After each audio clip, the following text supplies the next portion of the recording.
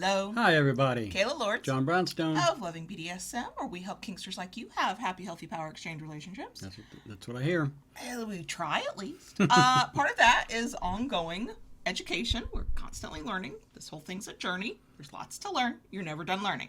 Have I said that before? Have I mentioned that before? Is this new information? I believe I vaguely remember hearing that from you once or twice. Might have hinted at it before. Maybe even both of us. Yeah, very true.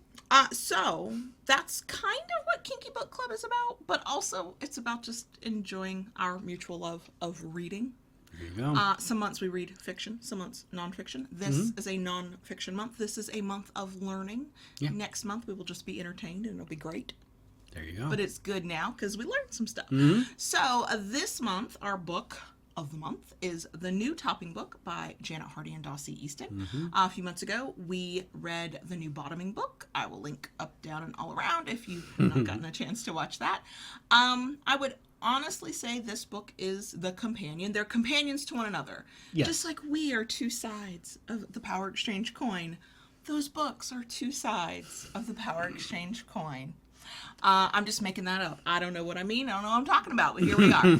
So, if you're new to Kinky Book Club, hi. We do this once a month. We talk about a book, give our thoughts, give our feelings, give some synopses. No spoilers, because this is a nonfiction book. Fiction months is filled with spoilers. If you have read the new topping book, because it's been around for over 20 years, or about thereabouts. Just about, give or take, yeah. Maybe over 20. Anyway, if you have already read it, while we're talking about it, we'd love to hear your insights, so feel free to leave comments below and let us know what you thought. If you have not read it yet, especially if you are new to kink, and even more especially if you're new to topping or being a dominant, this might be the one for you to like lean in a little bit. Pay attention. Let's get into it. Sink your teeth into. Exactly. So normally we go chapter by chapter and we discuss. I don't want to do that this time. No.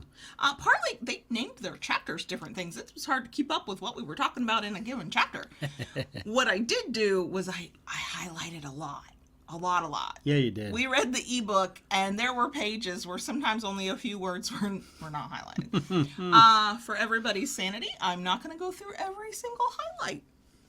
But I thought I'd touch on the ones that I had thoughts about. There you go. Okay, so let's start with what we think about this book. So here's the thing I want to say.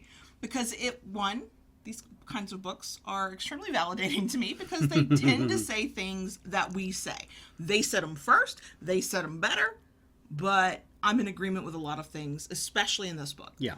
But the other thing that warmed my cold Scorpio heart is that possible? It is sometimes was that I saw a lot of you in this book. Oh my goodness. So I'm like, JB does that. My daddy does that. That's what my daddy says. And it was really kind of cool because I know this is a book that was one of your resources back in the day. Yes, it was. But also that the philosophies align so well that I could relate to. Even the stuff I couldn't relate to because I'm not a top, I could totally relate to. Back in the day when I first read the book, I think it resonated with me because I wasn't totally in the community yet, just kind of started dipping my toes in, and it resonated with me because it's like, yeah, this is kind of the person I am. And that you want to be. And that I want to be, so it resonated with me on a very deep personal level. Thinking back all those years ago, because you've been in the lifestyle and an acknowledged dom for well over a decade. 2 decades? Yeah, pretty much 2 now. Yeah. So when you read it the first time, was it oh yes, I can relate to this? Or you went, oh yes, this, like you said, resonates, so let me take in this and let me try to be this kind of dom? It was a little of both. Because at the core, that's kind of the person I am. And it gave me a little bit more to strive to be at the same time. Yep. So we should definitely mention, like the new bottoming book, they are very explicit right up front, and they tell you this is not a how-to guide. They are not holding your hands through, if you do these 10 steps, you will be the dom of your submissive's dreams, because that's not how any of it works. But it is a guidebook. Yes. It is very much a, here are some things that you will likely encounter. Mm-hmm. Here's how we have handled them. Here's how we suggest that you think about them. I mean, even down to some of the most basic things like, what about when a submissive is not comfortable telling you their fantasies, right? And then they go, here are some things to think about, and here are some things to try. They do talk about doming and topping from a sadomasochistic point of view most of the time, and a very erotic point of view. They acknowledge it's not always about sex for all people, but that's their perspective. And they have been doing the kink thing for decades and decades. And so they, I think, kind of come from an older school sort of frame of reference for it. But it's still general enough information that no matter what kind of dom or top you are, you'll get something from it. You can find some nuggets to pull from in it, absolutely. Exactly. And just like we said with the new bottoming book, hey, doms, you read that and get some insight. I would absolutely recommend submissives read this. I like reading books like this, just like I like reading fiction books from the perspective of the dom or top, because it's like getting to peek behind the scenes. I'm like peering through the bushes like, oh, that's what y'all do around here. Okay.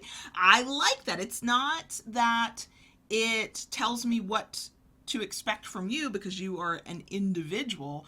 But if I was a single submissive, especially if I'd come out of a few not so great relationships, this would tell me, oh, that's what I should expect from a good dom or a good top. And I have not been getting that, and so maybe I have not been getting with the best partners. Right. So especially for single submissives or new submissives, this can maybe guide you on some things to look for in a dom or to look out for. Like if they're doing the total opposite of all of this advice and that advice resonated with you, then maybe you don't have a good one on your hands. So yeah, submissives definitely consider reading it. I highly recommend. So the thing I wanted to do with this, because I did so much highlighting, was instead of going chapter by chapter, I'm gonna go through some of my highlights and we can talk about them. Because some things just stuck out to me, and some things I was like, I wonder what others think about that. So here we go. We're gonna start towards the top. Right. This was one that I really, really enjoyed because it's about being an ethical top. An ethical top understands power and wields it constructively, responsibly, and safely. Is all power the same? From feminist theory, we have learned to distinguish between power over and power with. Power over is a behavior pattern in which a person measures personal power by their ability to control others. You increase your own power by stealing from somebody else. Power with enables us to get more power by sharing our power with others. The more I have, the more you have. By supporting one another in our power, we get more for ourselves. That is an ethical thing, to share the power. Yeah, it is. And that kind of touches on something that I've said a lot in the past. There is a big difference between being controlling and being in control. Oh, very much so, yeah. All right. And, you know, one of the things that concerned me when I first stepped into lifestyle was, you know, you have all this power. What, you know, there's the old saying, absolute power corrupts absolutely. You know, so it's a big responsibility. I also think it's a good reminder that yes, as submissives, we give up some level of power and control, but we are not powerless. And part of the power, it's an exchange. I've given you some of my power temporarily. I can also take that when I need to. I'll take it back when it's time to take it back. And we're each getting something, and I'm using the words to define the words. It's an exchange of energy. It's an exchange of a moment. It's you have the power over this moment, and you're going to make sure both of us get what we need from it. Correct. And in my experience, sometimes I don't get what I want, but I do get what I need. That, I would say, is the mark of lots of good communication in your relationship and a good connection with a dom or a top. There you go. I know what I want as a sassy baby girl, but sometimes you know what I need. And as long as I get what I need, I'm happy Ain't that girl. the truth? So, let's go on to others. Here's another one. Good one. Good tops learn to support bottoms through the embarrassment of revealing their fantasies. And isn't embarrassment one of those hot, forbidden emotions we love to play with? Force that shy little thing to tell you what they want. That was in part, there are a couple sections where they're talking about what do you do when your sub won't communicate or can't communicate. It's difficult for them. And that kind of stuff was sprinkled all throughout. Like, it was. You do have to be supportive and help them through that. If you sit back and go, well, you're just supposed to tell me, and until you tell me, nothing happens, that's probably not going to move anybody forward. Yeah, no, it's not. And I think one of the biggest things is it's very easy because, you know, you have these fantasies. And fantasies are generally internal, you know, and there's always this niggling fear of being judged for what you like. Of course. Okay. Especially in kink. Yes. Even though it shouldn't be, but, you know, there are some times when it is. But I think what a lot of that comes down to is creating a safe space, you know, where someone can talk about those things and like, oh, okay, I spoke these words out loud, nothing bad happened. Right, exactly. And the testament to what makes a good dom is that you are that safe space for them to tell you their deepest fantasies, to confide that in you so that maybe if all limits and boundaries align, they can experience that. And even if they can't experience that, a sub bottom needs to know that it's okay to reveal some of the most private things that they've probably never told anybody. And if you want to be a good dom or good top, be a person that they can confide in. Yeah. So, you know, every chapter talks about different elements of topping. Chapter 3 was what do tops do? Lots of things, by the way. There's a couple things that stood out to me in this one. It says, we think S&M, sadism, masochism, is theater of the mind, too. It's a rare treat when you can set up a scene with full props and costumes and dialogue. More often, a couple of items, maybe a hat or a flogger, is all it takes to create and maintain an illusion. And as a top, you get to be playwright, set designer, costume designer, director, and audience. Because there is this thinking, especially from newer kinksters, that you have to have all the things. Now, we love our toy bag. We make toys for a living. Like, we enjoy the gear side of it. But that's not required. No, and that's actually a small portion of it. I mean, I can get you dancing on your toes with excitement just by dropping hints and suggestions. A look in your eye and a tone in your voice, and I'm done. I'm gone. You've mind-fucked the hell out of me. I think we're doing all kinds of crazy stuff. And then you can actually do very little in the scene. Yeah. Because my mind has already taken me there. Right. And if you can, as a top, if you can get in the head in a good, positive, kinky way, consensual way, of your bottom, half your work's done for you. Just done. Because so much of, while there is obviously a physical element to kink, so much of it's mental and emotional. Yeah. So the toys are fun. The costumes can be fun for those who like them, but they're not required. Nope. And then another part within this section that stood out to me, it says, a player whose forays into branding, bullwhips, whatever, have only been moderately successful is deemed superior to one whose light spankings or erotic bondage sessions have left his or her partner glowing like a 200-watt bulb. To us, the only criterion for good play is, did everyone involved get what they wanted from it? If the answer to that question is yes, the session gets an automatic A+, whether it was a hand spanking or a needle suspension. Absolutely. Oh my gosh, that is so true. I watched a scene at a club one night, actually 2 scenes, and they were both diametrically different.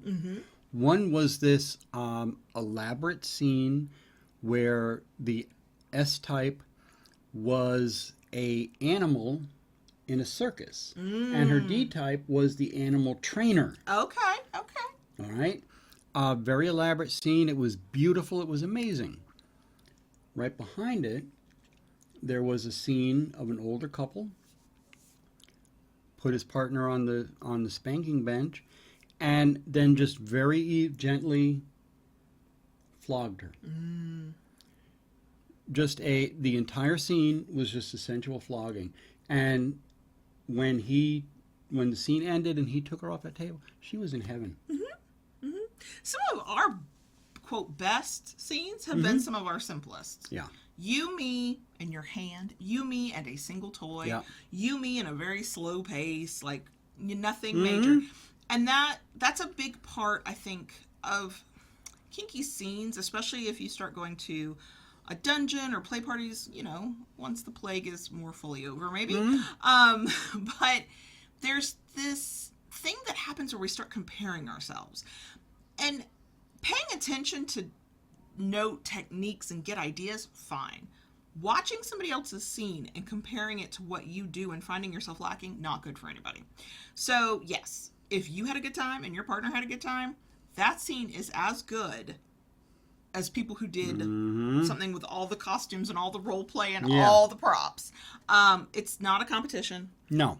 We really should not be comparing ourselves and finding ourselves lacking in that way, especially because it's about what you experience with the other person. It's not, even if you are an exhibitionist, and I have exhibitionist tendencies, I get some energy off of knowing that I'm being watched, but I'm not standing up there going, oh no, I'm being watched and I like that, but what if the scene's not very good? That's not anybody else's problem or business. I only have to care about the scene being good with you and I.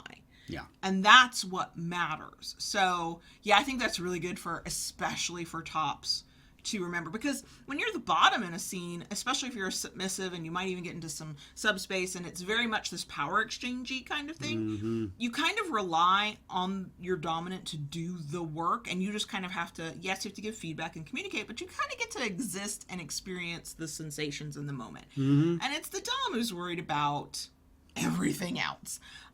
So I can see why this is advice given to doms, because I mean, I can see it. The two scenes were very different from each other. None was any better than the other in how it performed.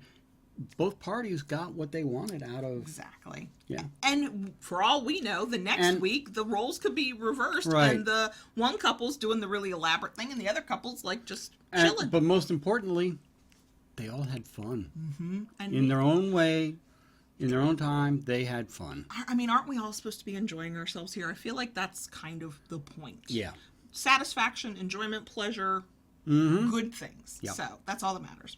I liked that one. Okay, here we go. I'm still scrolling. There's so many things. Ooh, this was a good one. It was actually in the section on rights and responsibilities. And then, of course, there's a bunch of stuff, but this one stood out to me. It says, while you may top playfully, I know somebody who does that, you should never do so frivolously. Your partner's physical and emotional well-being and your own are on the line. Yeah. Yep, absolutely. I came across that and I was like, I'm nodding my head while I'm reading it, because it does, absolutely. Like I just said before, have fun with it, but don't be careless about it. Right. Be mindful of the responsibility you have as a top to take care of both of you. Because while what we do is fun, I mean, the point they're making is that, somebody could get hurt. Emotionally, physically, mentally, all the way around. Ooh, this was a good one. Under ethics, there was a whole section on that. Respect and honor your bottom's limits. Respect and honor your own limits. Respect means nobody gets put down or belittled, top or bottom, for whatever limits they may have. Looking for loopholes in a bottom's stated limits is cheating, as is concealing your own agenda with half-truths or omissions.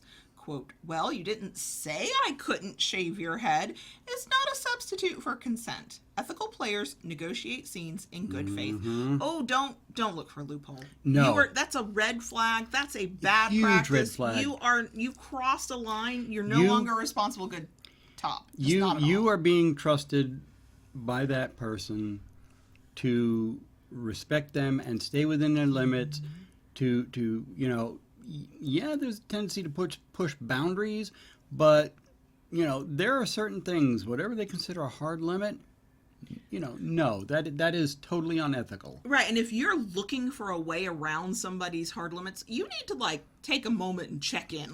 Ask yourself, what am I doing here? Because if you have a way that you are desperate to play in that way with that kink, and the partner you're with that's a boundary of theirs, then you should then there's find a good another possibility partner you're with the wrong partner to play with somebody, Yeah. and that way you're so desperate to Mm-hmm. do, because it is a violation of consent. This is purely about consent. Yes. If they don't explicitly state, yeah, that thing is like the exception to my boundary rule, no, off limits. Off limits. I'm not trying to lecture anybody, but off limits. Okay. Now then towards the end they start talking about, okay, you're planning a scene, you're planning your moment in your domly topply way. Pre-scene, it says, we suggest that before you get to that critical moment, you spend a little or a lot of time thinking through your scene. Try to build a fantasy around the person you're playing with and the kind of scene you've agreed to play. How much thought do you put into a scene? A fair bit.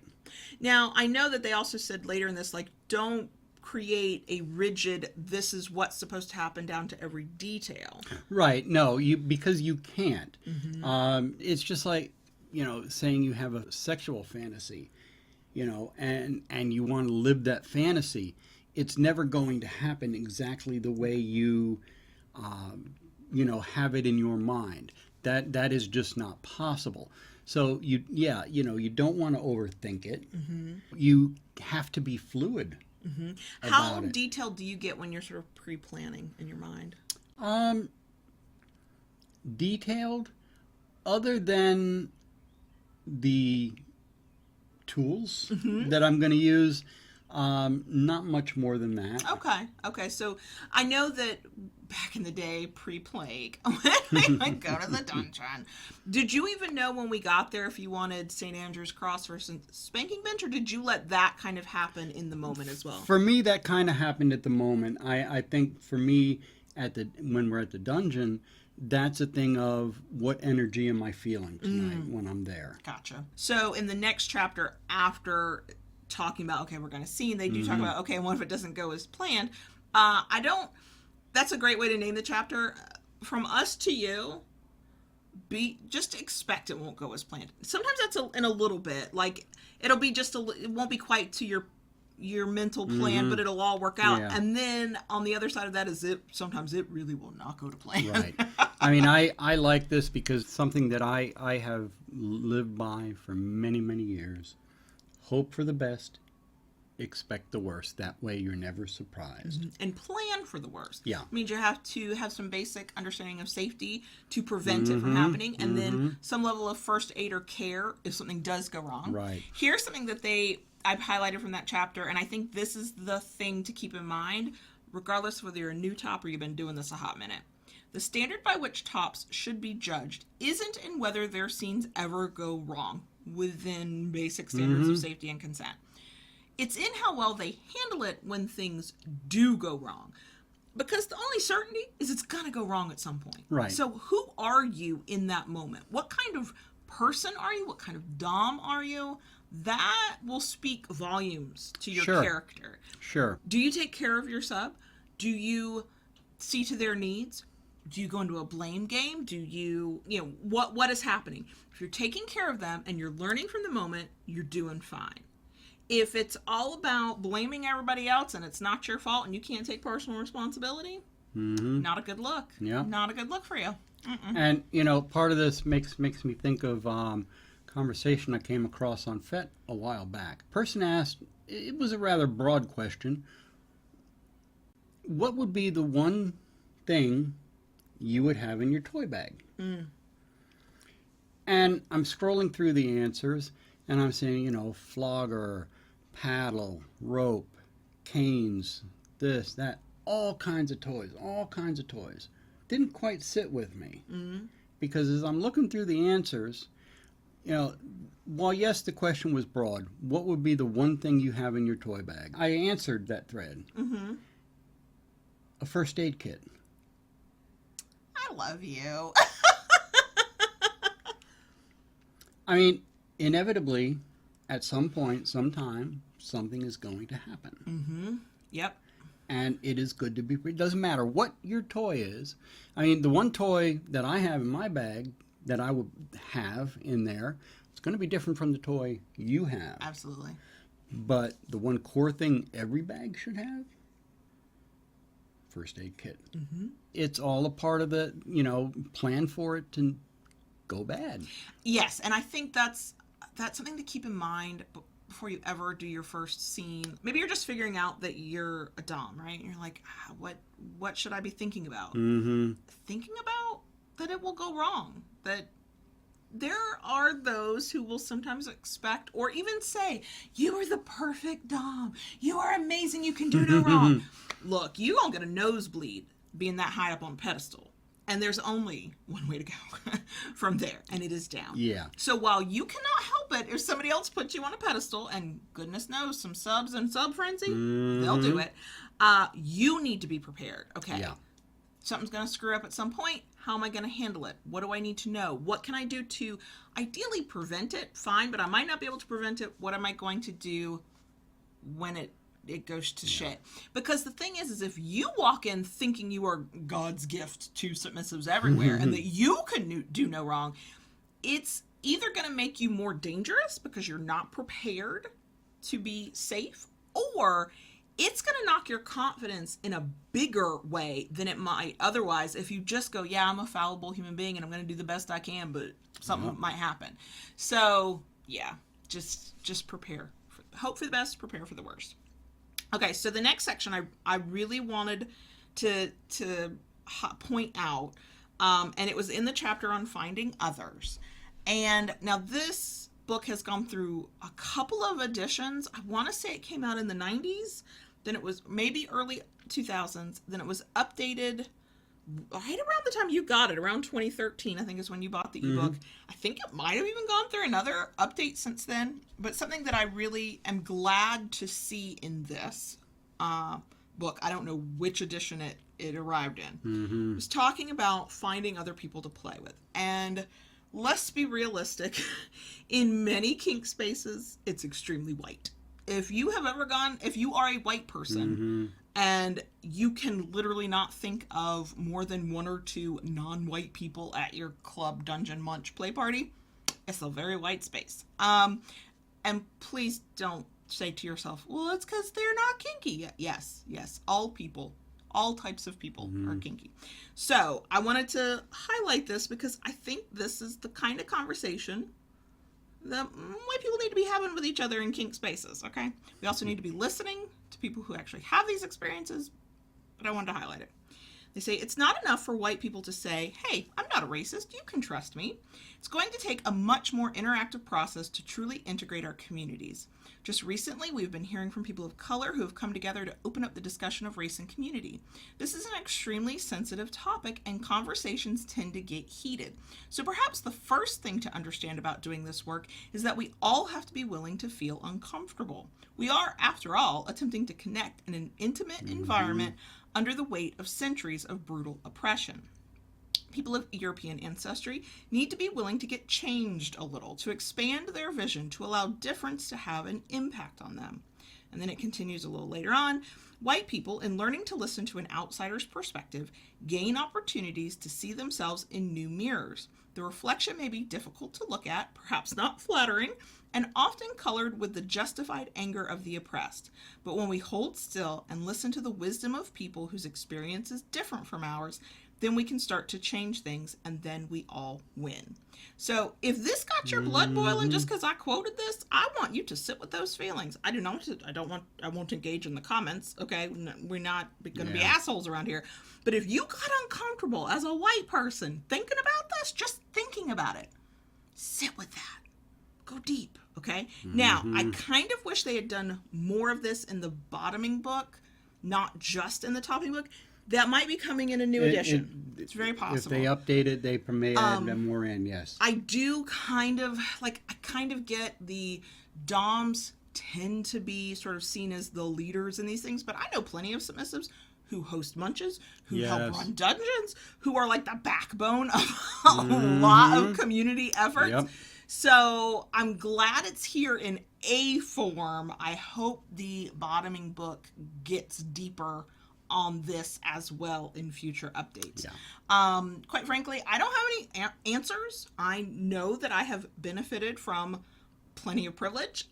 What I have started hearing more and internalizing and accepting to be a a true thing, is that the people who are most impacted negatively by an ongoing problem tend to be the people with the best solutions to the problem, because they're the ones getting screwed over. So when you have the opportunity, maybe on an online workshop, maybe at your lunch, maybe wherever, to have these difficult conversations, maybe you can go to a workshop that a person of color is putting on about this issue, and they are out there. Just listen. And take in what people have to say for potential solutions of how we all come together, and we really are all one community. Okay, so there is a chapter later, like we got heavy, important but heavy, and then we moved on to DS. I was like, that was a jolt. There is a section on full-time dominance and submission, and they do separate it out from the general topping, because of course topping can be a lot more than that. One thing I highlighted from it, and the whole section of course is good, it says, a submissive whose basic needs aren't being met won't feel submissive for very long, and a dominant who's exerting their will over an unhappy submissive will find the experience hollow and frustrating. Yeah, that chapter was good because the whole fluidity, man, things change all the time. Someone may have a medical issue arise and they can't do certain things that they did before. Life happens, job, kids, family, and you have to be able to adjust and change. DS is a give and take. And everybody is entitled to having their needs met and their wants met. And I've used the metaphor before with submissives. They give. They're like a well. You keep taking the water out, it's going to go dry. You have to fill it back up. It's a give and take. Yeah. Power exchange is a give and take. And I can almost hear some people who will be disappointed that of the new topping book, there's only one section devoted to power exchange 24/7 full time. The thing about that is that there is much more to being a dominant than the things you do in a 24/7 DS relationship. There's a broader view of topping that absolutely relates back to power exchange. So if you can learn the broad view of topping, like they give in every other chapter, you can then take all of that and apply it. I mean, even the lessons on being prepared for anything happening and how you're going to take care. Like there's a scene element to that, but there's a care within the relationship element to that. So these skills that they're talking about, these principles that they're talking about outside of DS, still apply in DS as well. Yeah. So for anybody who's like, oh, I wish the book was more about DS, it is, even if they don't explicitly say that, I think.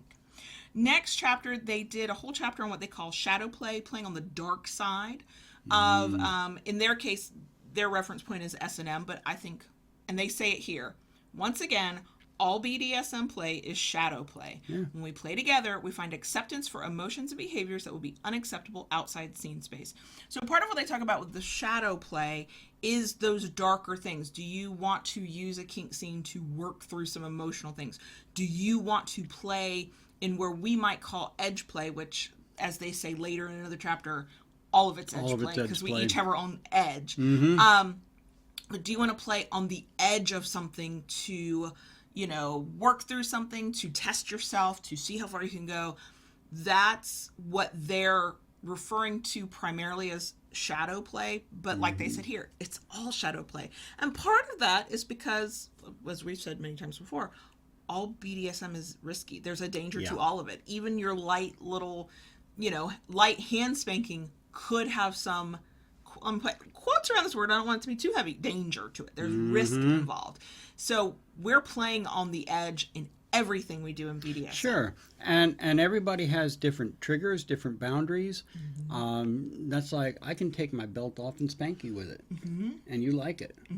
I knew somebody who, if you took a belt off and tried to spank them with it, that would be a huge emotional trigger because of something that happened in their past.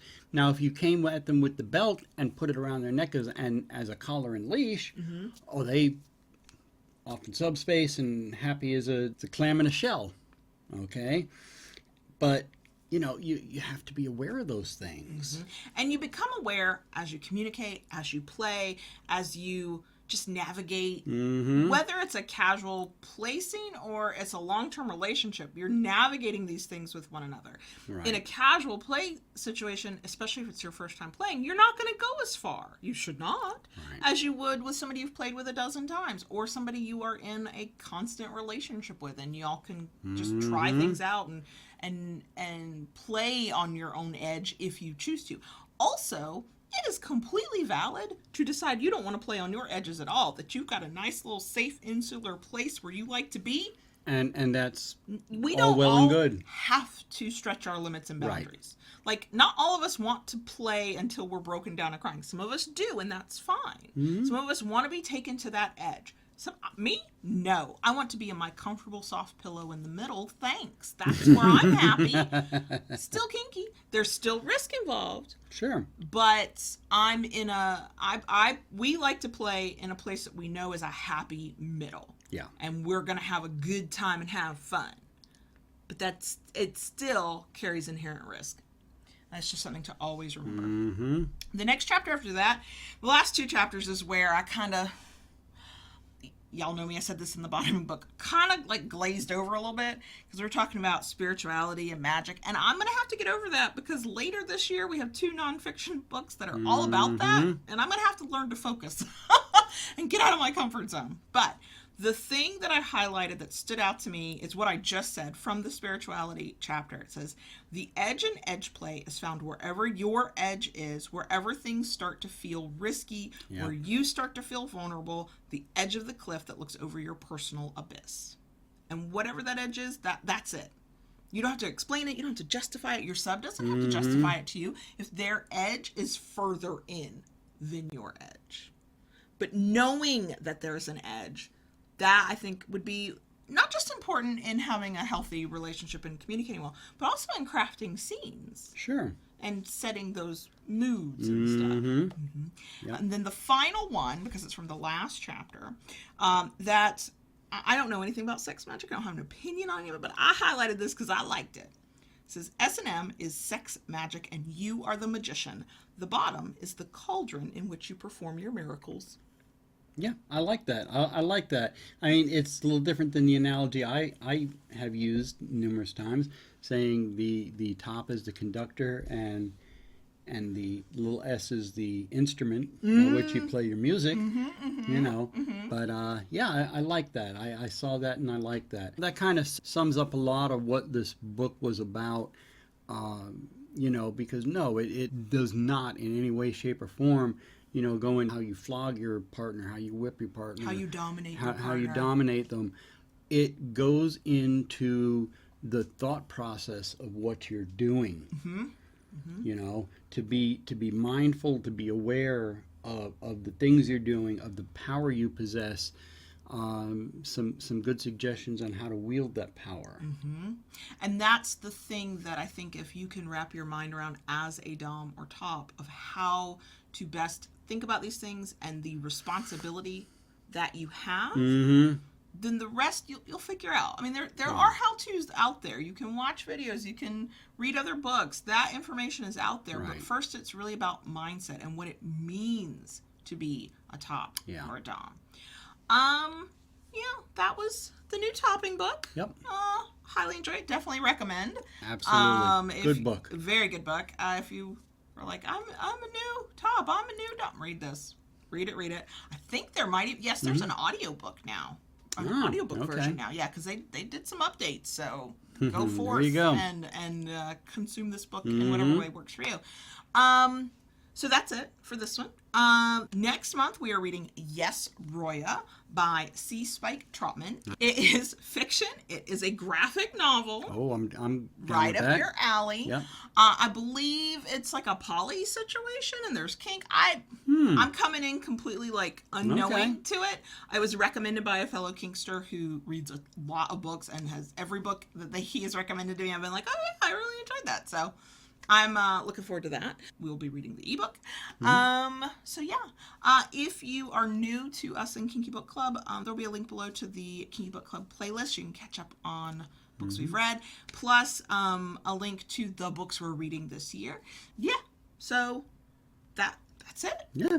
If you enjoyed this thing we're doing, we'd love a thumbs up. If you like it enough to want more, please consider subscribing. And when you subscribe, go ahead and ring that notification bell so you get updates of new content. Just do it, Daddy says. And if you really enjoy this, want to help us do more of this and get perks you're not going to get in any other way anywhere else, join us on Patreon, patreon.com/KaylaLords. Bye. Bye.